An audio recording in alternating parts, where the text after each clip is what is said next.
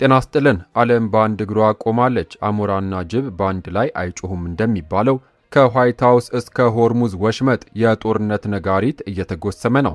ፕሬዝዳንት ትራምፕ የሰላም እቅዱን ውድቅ ማድረጋቸው ተከትሎ የነዳጅ ዋጋ ሰማይ ነክቷል። ቤንጃሚን ኔታንያሁም ጦርነቱ ገና አልተጀመረም ሲሉ ዓለምን ያስደነገጠ ማስጠንቀቂያ ሰጥተዋል። በሌላ በኩል ከሩቅ ዘመድ የቅርብ ጎረቤት እንዲሉ ደቡብ ሱዳን ለኢትዮጵያ ያላትን ታማኝነት ለማሳየት የወሰደችው አስገራሚ እርምጃ ቀጠናውን አነጋግሯል። ዛሬ ሀያላኑ ተፋጧል። ጂኦፖለቲካው ተናውጧል።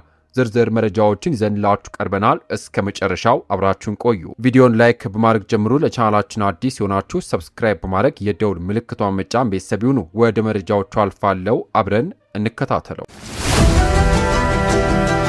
በቅድሚያም በፓኪስታን በኩል የቀረበው የሰላም እቅድ ለውጥ ያመጣል ሲባል የአሜሪካው ፕሬዝዳንት ዶናልድ ትራምፕ ነገሩን ሁሉ ገለባ አደረጉት። ምላሹ ተቀባይነት የለውም የሚለው የትራምፕ ቁጣ አሁን መካከለኛው ምስራቅን ወደ ለየለት ጦርነት እየገፋ ነው። ኢራን አንገቷን አልደፋም ስትል ኔታንያሁ ደግሞ ዩራኒየም ሳይወጣ ሰላም የለም እያሉ ነው። ፕሬዝዳንት ዶናልድ ትራምፕ ኢራን አሜሪካ ላቀረበችው የሰላም እቅድ የሰጠችው ምላሽ ፈጽሞ ተቀባይነት የሌለው ሲሉ ውድቅ አድርገውታል።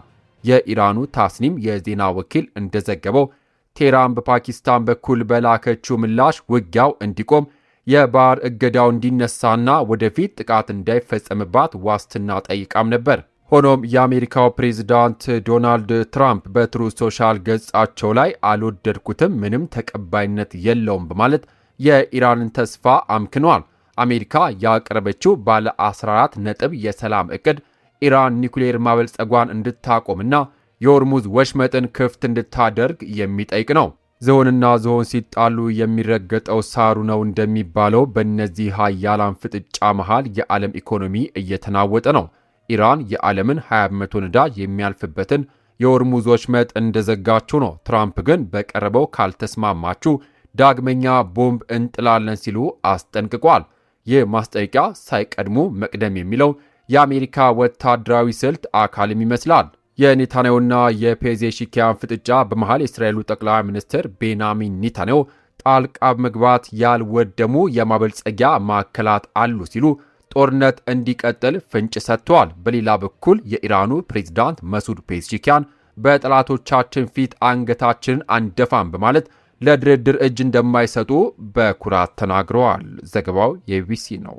ክቡራትና ክቡራን የዩቲዩብ ቻናል ቤተሰቦች እንግዲህ ትራምፕ እንዳሉት ከዚህ በፊት ከታየው ሁሉ የከፋው ቦምብ ይዘን ቢሆን ወይስ ኢራን በባህር እገዳው ተንበርክካ ወደ ጠረጴዛው ትመለሳለች? ነገሩ እሳትና ጭድ ሆኖባቸዋል። እናንተስ ምን ትላላችሁ? የትራምፕ ማስጠንቀቂያ ጦርነት ይጭራል ወይስ ሰላም ያመጣል? ሐሳባችሁን በኮሜንት አጋሩን። ለቻናሉ አዲስ የሆናችሁ ሰዎች ሰብስክራይብ ማድረግ የደውል ምልክቷን መጫን ዘንጉ። ወደሚቀጥለው ሌሎች መረጃ አልፋለሁ። በሌላ ዜና ዓለም በሰላም አየር ተንፍሳለች ተብሎ ሲጠበቅ ከኢየሩሳሌም የተሰማው ዜና ግን ዳግም የመላውን ዓለም ልብ አንጠልጥሏል። በሁለቱ ሀገራት መካከል የተኩስ አቁም ጥረቶች ቢኖሩም ጠቅላይ ሚኒስትር ቤንጃሚን ኔታንያሁ ግን ጦርነቱ ገና መጀመሩ እንደሆነ ለዓለም አውጀዋል። የእስራኤሉ ጠቅላይ ሚኒስትር ቤንጃሚን ኔታንያሁ በኢራን ውስጥ የሚገኘው የበለጸገ ዩራኒየም ሙሉ በሙሉ እስካልተወገደ ድረስ አሁን እየተካሄደ ያለው ጦርነት እንደማያበቃ አስጠነቀቁ። ኔታንያሁ ከኢራን ጋር ያለው ውጥረት ገና መቋጫ እንዳላገኘና የቴህራን የኒውክሌር መርሃ ግብር ዋነኛ ስጋት ሆኖ መቀጠሉን ተናግሯል። ጠቅላይ ሚኒስትሩ ከኢራን ጋር የሚሰነዘረው ጥቃትና ቀጠናዊ አለመረጋጋት አሁንም ባለበት በመሆኑ እስራኤል ዝግጅቷን እንደማታቆምም ገልጸዋል። ኔታንያሁ ለሲቢኤስ 60 ሚኒት ፕሮግራም በሰጡት ቃለ መጠይቅ ምንም እንኳን በሀገራቱ መካከል የተኩስ አቁም ጥረት ቢኖርም እስራኤል የኢራንን የኒውክሌር ስጋት እንደ ቀዳሚ አጀንዳ እንደምትይዘውም አስታውቋል። ይህ መግለጫ የወጣው በሁለቱ ሀገራት መካከል ያለው ወታደራዊ ዲፕሎማሲ ፍጥጫ በከፍተኛ ደረጃ በጨመረበት ወቅት መሆኑ ጉዳዩን አሳሳቢ አድርጎታል። እስራኤል የኢራን የኒውክሌር ተቋማት እንደ ትልቅ ስጋት የምትመለከተው ሲሆን ዓለም አቀፉ ማህበረሰብ በቴህራን ላይ ጫና እንዲያደርግ በተደጋጋሚ ስትጠይቅ ቆይታለች። እሳትና ጭድ ሆኖባቸዋል። ኔታንያሁ የኢራን የኒውክሌር መርሃ ግብር የህልውና ስጋት አድርገው መመልከታቸው ዲፕሎማሲው ከወታደራዊ ጡንቻ ጋር እንዲፋጠጥ አድርጎታል። ዓለም አቀፉ ማህበረሰብ በቴህራን ላይ ጫና እንዲያደርግ በተደጋጋሚ ቢጠየቅም እስራኤል ግን የገዛ እጄን ካልታከኩ የሚል አቋም የያዘች ይመስላል። ጦርነቱ አልተቋጨም የሚለው ንግግር ለቀጠናው ሰላም ቤንዚን ላይ እሳት የመጨመር ያህል አደገኛ መሆኑም እየተገለጸ ነው። በሌላ ዜና የቆጡን አውርድ ብላ የብብቷን ጣለች እንዲሉ በሆርሙዝ ወሽመጥ ላይ የነበረው ውጥረት አሁን ወደማይመለስበት ወታደራዊ ፍጥጫ ተሸጋግሯል። የብሪታንያ የጦር መርከቦች ወደ መካከለኛው ምስራቅ መገስገሳቸው ተከትሎ ቴህራን ወሳኝና ፈጣን ምላሽ ስትል የሞት ሽረት ማስጠንቀቂያ ሰጥታለች።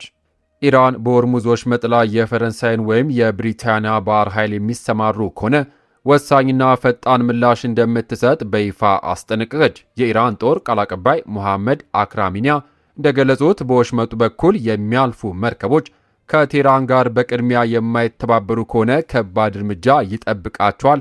አክራሚኒያ አክሎም አሜሪካኖች ሰፊውን የባህር ክፍል በጦር መርከቦቻቸው ቢሞሉት እንኳን የኢራን ቁጥጥር መስበር እንደማይችሉ በኩራት ተናግረዋል። የአውሮፓ ሀገራት እንቅስቃሴና የ40 ሀገራት ስብሰባ ብሪታንያ የሆርሙዝ ወሽመጥ ላይ የሚኖሩ የመርከቦች እንቅስቃሴ ለመከላከል በሚደረግ ዓለም አቀፍ ተልዕኮ ላይ ለመሳተፍ የጦር መርከቧን ወደ መካከለኛው ምስራቅ መላኳን ቅዳሜ ዕለት አስታውቃለች። የፈረንሳዩ ፕሬዝዳንት ማክሮን በበኩላቸው የባህር ኃይል የማሰማራት እቅድ ባይኖራቸውም ከኢራን ጋር በመተባበር የደህንነት ተልዕኮ የሚሰጠው ጦር እንደሚመሰረትም ገልጿል። ሰኞ ዕለት ከ40 ሀገራት በላይ የሚወጣጡ የመከላከያ ሚኒስትሮች በዩኬ ፈረንሳይ መሪነት ተገናኝተው የወሽመጡን እንቅስቃሴ ለመጠበቅ በሚቻልበት እቅድ ላይ እንደሚመክሩም ይጠበቃል። የወሽመጡ መዘጋትና የቀጠናው ውጥረት ቴህራን የዓለም 1/5 የነዳጅ ዘይት እና የተፈጥሮ ጋዝ የሚጓጓዝበትን ወሳኝ መስመር አሜሪካና እስራኤል ጦርነት ከከፈቱበት የካቲት 21 2018 ዓ.ም ጀምሮ ሙሉ በሙሉ ዘግታለች። ምንም እንኳን አሜሪካ በኳታር፣ በባህሬን፣ ኩዌት፣ ዩኤኢ፣ ሳውዲ አረቢያና ኦማን የጦር ሰፈሮች ቢኖሯትም ኢራን ግን በወሽመጡ ላይ ያላትን የበላይነት ለማስጠበቅ ቆርጣ መነሳቷን እያሳየች ነው። ክቡራትና ክቡራን የዩቲዩብ ቻናል ቤተሰቦች ኢራን የዓለምን ኢኮኖሚ የደም ስር በቁጥጥሯ ስር አድርጋ አሜሪካና አጋሮቿን እጃችሁን ስጡም እያለች ነው።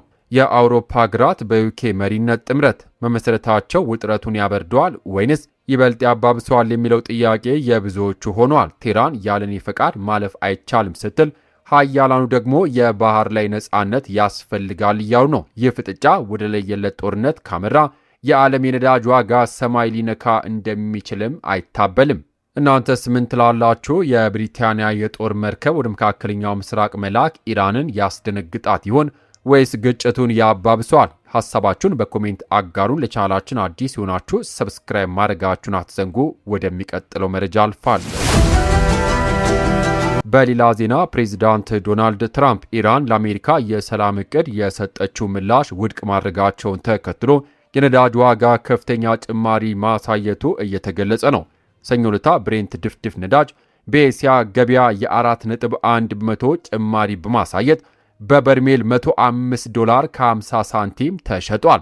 ኢራን በፓኪስታን በኩል ግጭቱ እንዲቆምና ጥቃት እንዳይፈጸምባት ዋስትና ብትጠይቅም ትራምፕ ግን ሐሳቡን ውድቅ አድርገውታል። የዓለም 20 ነዳጅና ጋዝ መተላለፊያ የሆነው የሆርሙዝ ወሽመጥ ከየካቲት መጨረሻ ጀምሮ በጦርነት ምክንያት ዝግ ሆኖ ይገኛል። ጦርነቱ ከተጀመረ ከየካቲት 21 2018 ዓ.ም ጀምሮ እስከ ግንቦት ድረስ ብቻ ወሽመጡን ለማቋረጥ የሞከሩ 26 የነዳጅና የኮንቴነር መርከቦች ላይ ጥቃት ደርሷል።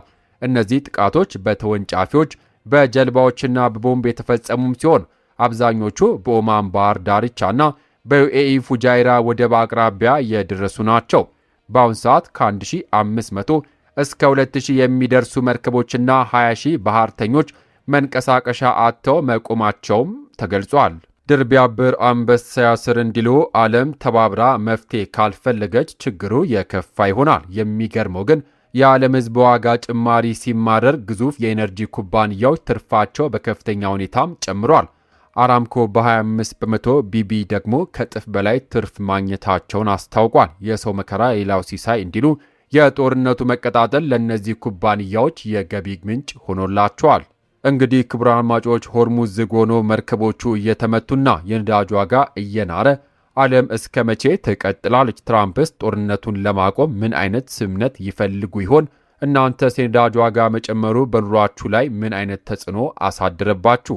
ያላችሁን ሐሳብና አስተያየት በኮሜንት መስጫው ላይ አጋሩን። ወቅታዊ ሚዛናዊ መረጃዎችን ለማግኘት ቻናላችንን ሰብስክራይብ ማድረግ ቤተሰብ ይሁኑ። ወደሚቀጥለው ወደ መጨረሻው መረጃችን አልፋለሁ። በመጨረሻም የኢትዮጵያ የዲፕሎማሲ ክንድ ብርታቱን አሳይቷል። የቆረጡለት አይፈራም እንዲሉ ደቡብ ሱዳኖች ለግብፅ ጥቅም ሲሉ ከኢትዮጵያ ጋር ያላቸውን ፍሬያማ ግንኙነት አሳልፈው ላለመስጠት ብርቱ ውሳኔን ወስነዋል።